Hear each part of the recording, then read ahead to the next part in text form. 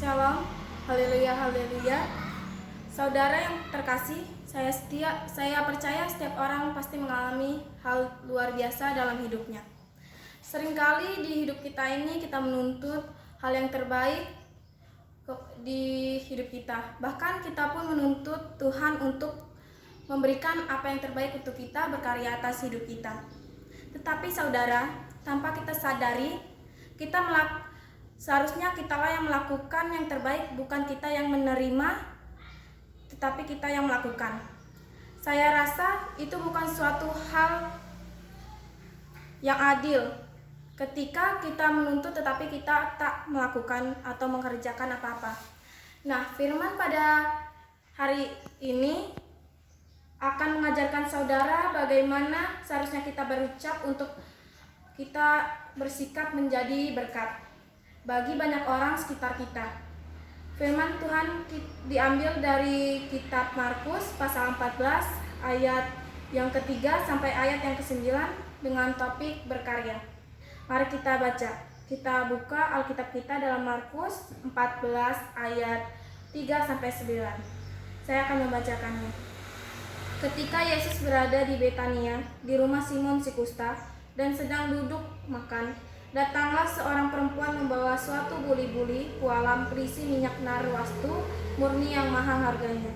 Setelah dipecahkannya leher buli-buli itu, dicurahkannya minyak itu ke atas kepala Yesus.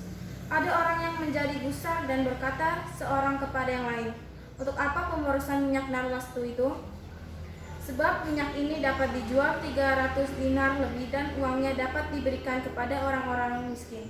Lalu mereka memarahi perempuan itu, tetapi Yesus berkata, "Biarkanlah dia, mengapa kamu menyusahkan dia? Ia telah melakukan sesuatu perbuatan yang baik padaku. Karena orang-orang miskin selalu ada padamu, dan kamu dapat menolong mereka bila mana kamu menghendakinya. Tetapi aku tidak akan selalu bersama-sama kamu.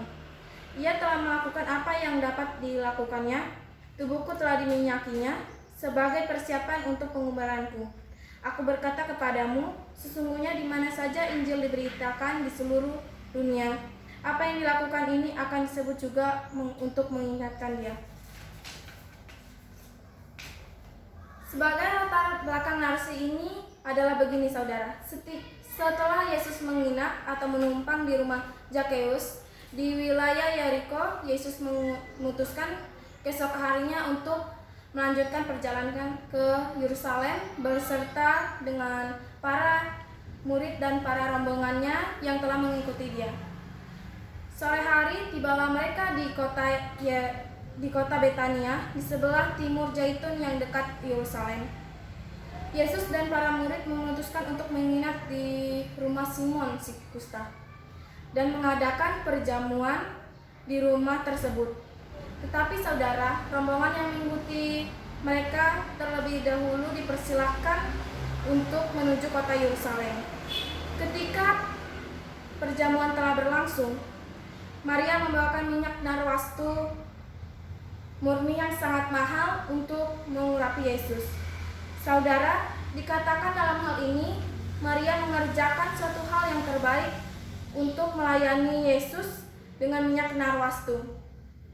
Dikatakan dalam Markus pasal 14 ini adalah minyak yang berasal dari tumbuhan yang hanya tumbuh di wilayah India Utara. Kita lihat saudara, berarti minyak ini bukanlah minyak murahan ataupun minyak yang terdapat di pasar-pasar biasa di daerah Betania. Dalam kitab ini dikatakan bahwa minyak narwastu harganya bisa mencapai sekitar 300 dinar, atau diibaratkan dengan orang yang bekerja selama setahun digaji. Nah, saudara terkasih, apa yang dilakukan yang terbaik oleh Maria tersebut ternyata tidak menuai respon positif. Dia menerima respon yang negatif, dia menerima komentar, dia menerima kritik, dia menerima hal yang mungkin menyakiti hatinya. Tetapi dia tetap melakukan hal yang terbaik untuk melayani Yesus. Saudara yang dikasihi Tuhan, Di dalam hal ini kita mempelajari dua hal. Yang pertama, lakukan apa yang dapat Anda lakukan, mulai bekerja atau berkarya. Hendaknya kita percaya hidup kita bisa menjadi berkat bagi orang banyak, berkat bagi Tuhan, berkat bagi lingkungan sekitar kita. Kepada bapak-bapak kepala keluarga dalam rumah tangga, hal terbaik apa yang Anda lakukan untuk membahagiakan istri dan anak-anakmu? Demikian juga kepada para ibu, hal terbaik apa yang dapat Anda lakukan kepada suami dan anak-anakmu? Dan demikian juga untuk anak-anak, hal apa yang dapat kita lakukan? Lakukanlah untuk membahagiakan orang tua kita.